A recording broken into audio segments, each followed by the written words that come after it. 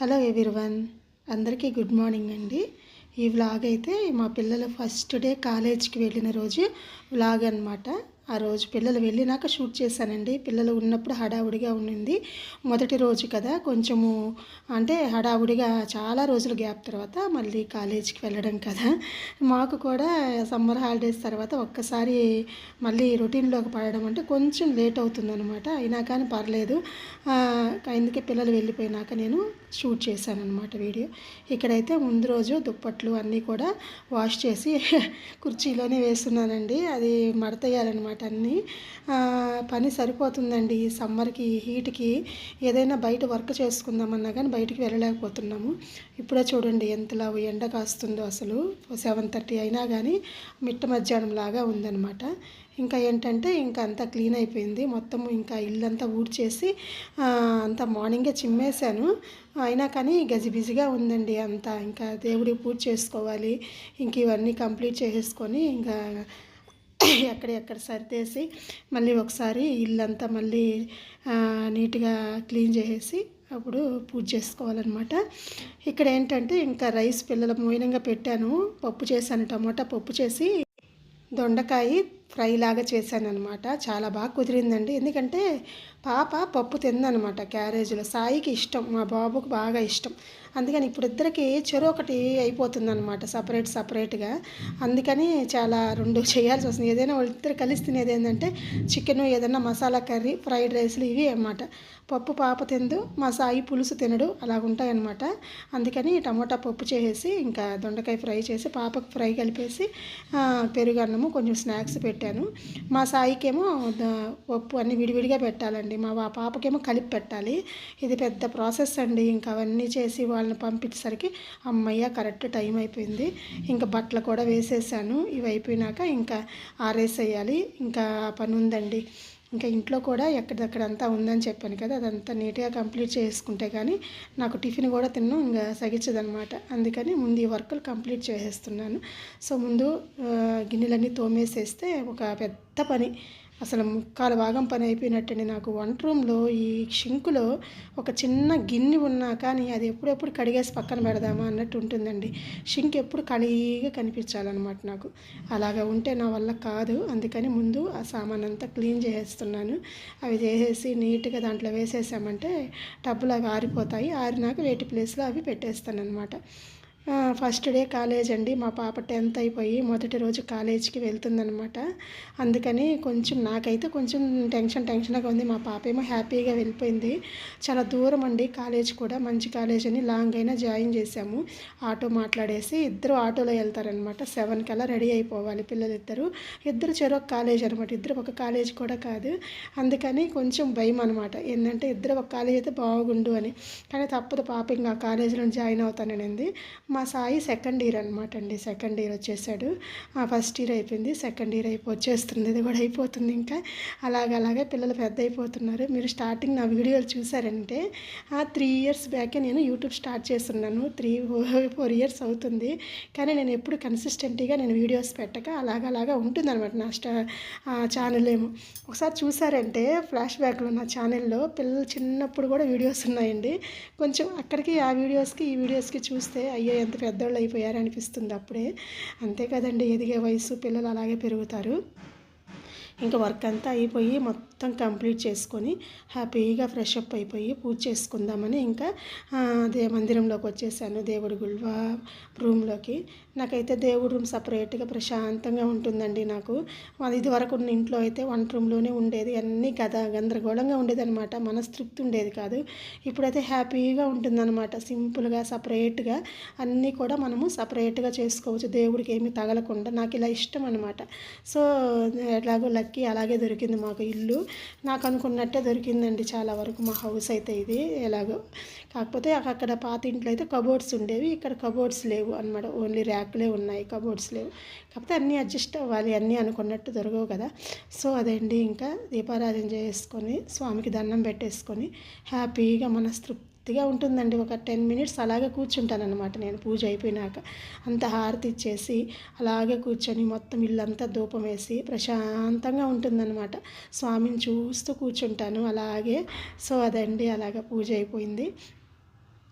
ఇంకా ధూపం అయితే వేసేస్తున్నానండి. కంపల్సరీ డైలీ నేను ధూపం వేస్తానండి.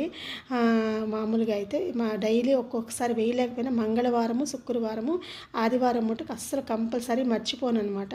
ధూపం మటుకు ఖచ్చితంగా వేస్తాను. ఆ సాంబ్రాణి కప్పులు ఉంటాయి కదా, తెచ్చిపెట్టుకుంటాను. ఆ ధూప్ స్టిక్స్ ఉంటాయి, అవి కూడా తెచ్చిపెట్టుకుంటాను అనమాట. మంగళవారము, శుక్రవారము, ఆదివారం ఇలాగైతే కప్పులతో వెలిగిస్తాను.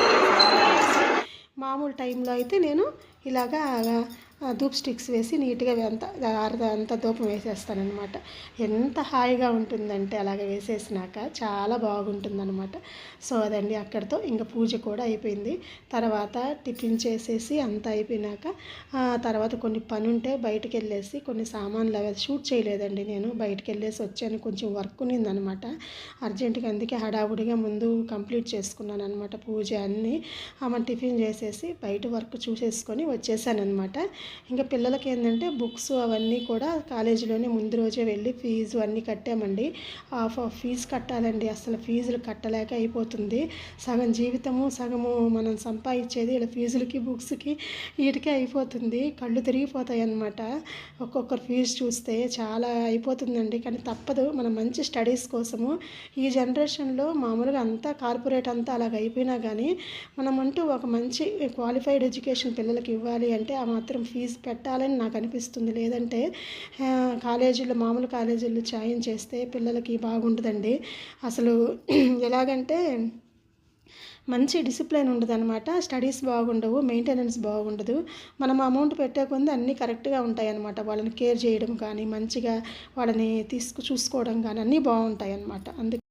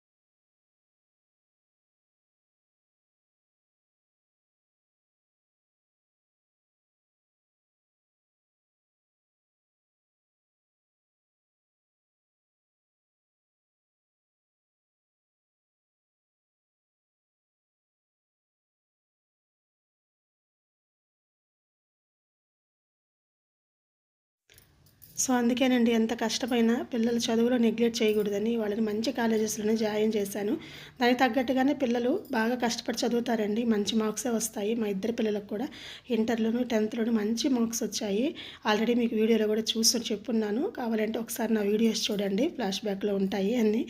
అదండి, ఇంకా ఈవినింగ్ అయిపోయింది. పాప కాలేజ్ నుంచి వచ్చినాక తను స్నానం చేసేసి మళ్ళీ పూజ చేసిందనమాట. ఇంక ఈ క్యారేజెస్ అన్నీ ఉంటాయి కదా, అన్నీ క్లీన్ చేసేసి చపాతీ చేద్దామని చపాతీ పిండి కలిపి పెట్టాను. మార్నింగ్ పప్పు చేశాను కదా, టమోటా పప్పు, అప్పుడే నేను ఫ్రిడ్జ్లో పెట్టేశానండి. తర్వాత నేను ఇప్పుడు తీస్తానమాట, తినబోయే ముందు మళ్ళీ హీట్ చేసుకుంటాను. అంటే అర్లీ మార్నింగ్ చేసిన పప్పు కదా, అంటే 6 o'clock ఆ టైంలో. అసలు ఎండాకాలము పాడైపోతాయి ఎండలకి, అదే చలికాలము వానాకాలం అయితే అసలు ఏం కాదు. అందుకని నేను పిల్లలు వెళ్ళిపోయినాక నాకు సరిపడా కొంచెం పక్కన పెట్టుకొని మిగతాది ఫ్రిడ్జ్లో పెట్టేశాను. సో చపాతీ అంతా అయినాక తర్వాత తీసి తినబోయే ముందు హీట్ చేస్తానన్నమాట. సో ఈ విధంగా అన్నీ కడిగేసి ఇక్కడ సర్దేస్తానండి ర్యాక్లోనే. బాగా ఆరిపోతాయండి, మాకు బాగా గాలి తగులుతుంది అనమాట ఈ పక్క డోర్ నుంచి ఆ పక్క డోర్ నుంచి. కిచెన్లో అది పెద్ద, నాకైతే భలే హ్యాపీ అనిపిస్తుంది. బాగా గాలి పడి బాగుంటుందండి.